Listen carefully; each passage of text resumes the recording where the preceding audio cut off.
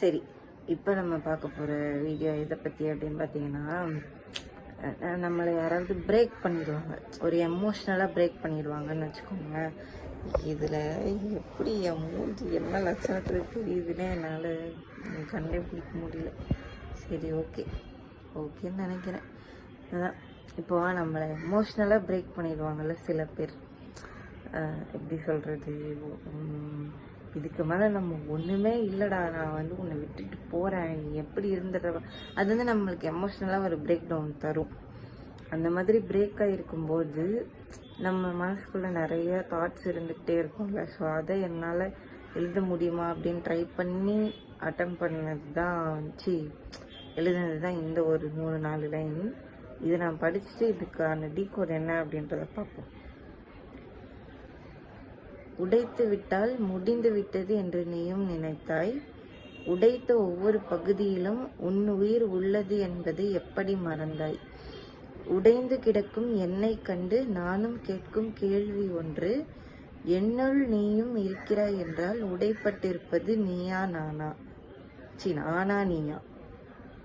நீயா நானா ஏன் போடலனா, அது வந்து நான் இப்போ படிக்கும்போதே வருது பாருங்க, நீயா நானா அந்த ஷோ மாதிரி ஆகிடப்போகுது, ஷோ டைட்டில் மாதிரி ஆகிடப்போகுது அப்படின்றது நானா நீயா அப்படின்னு போட்டேன்.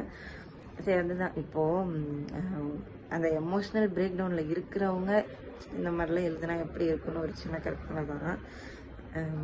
உடைத்து விட்டால் முடிந்து விட்டது என்று நீயும் நினைத்தாய். அதாவது இப்போ நம்ம விட்டுட்டு போயிட்டோம் அப்படின்னா அவ்வளோதான் போல எல்லாம் அப்படின்னு நீ நினச்ச.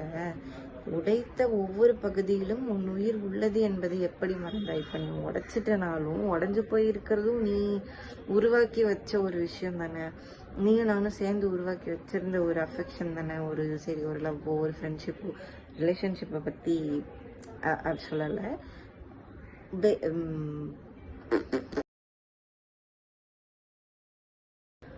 உடைத்த ஒவ்வொரு பகுதியிலும் உன் உயிர் உள்ளது என்பதை எப்படி மறந்தாய் அப்படின்றது வந்து என்னன்னா, இப்போ நான் பிரேக் ஆகிட்டேன், நான் மட்டும் தனியாக பிரேக் ஆகல, நீ கொடுத்த உன்னோட சைடில் இருக்க இன்புட்டோட சேர்ந்து தான் நான் பிரேக் ஆகிட்டேன்.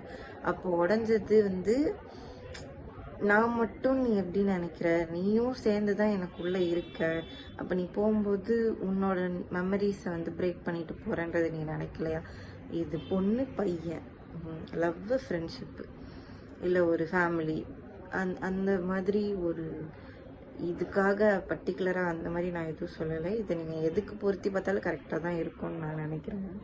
ஃப்ரெண்ட்ஷிப்புக்காக இருக்கட்டும், இல்லை ஒரு ரிலேஷன்ஷிப்புக்காக இருக்கட்டும், இல்லை எந்த விதமான ஒரு எப்படி சொல்கிறது, ஒரு 2 நபருக்கு இடையிலான ஒரு ரிலேஷன்ஷிப்பாக இருக்கட்டும், எதுக்கு நீங்கள் பொருத்தி பார்த்தாலும் இது கரெக்டாக தான் வரும். அதாவது உடைந்து கிடக்கும் என்னை கண்டு நானும் கேட்கும் கேள்வி ஒன்று. இப்போ நீ சரி ஓகே, நீ என்னை விட்டுட்டு போயிட்ட, உன்னோட அஃபெக்ஷன் உன்னோட மெமரிஸ் எல்லாத்தையும் மொத்தமாக தூக்கிட்டு போயிட்ட, ஆனால் நான் உடஞ்சிட்டேன். இப்போ வந்து என்னை பார்த்து எனக்கு என்ன கேட்கணும்னு தோணுதுன்னா, என்னுள் நீயும் இருக்கிறாய் என்றால் உடைப்பட்டிருப்பது நானா நீயா? இப்போது உன்னோட மெமரிஸ் நான் கேரி பண்ணுறேன், என்னதான் நீ போயிட்டாலுமே உன்னோட மெமரிஸ் நான் கண்டிப்பாக கேரி பண்ணுவேன். அப்போ பிரேக் ஆகிருக்கிறது நானா நீயா? இப்போ எனக்குள்ளே இருக்கிறது உன்னோட ஞாபகமும் நீ எனக்கு காட்டின அந்த அன்பு, பாசம், அக்கறை எல்லாமே தானே.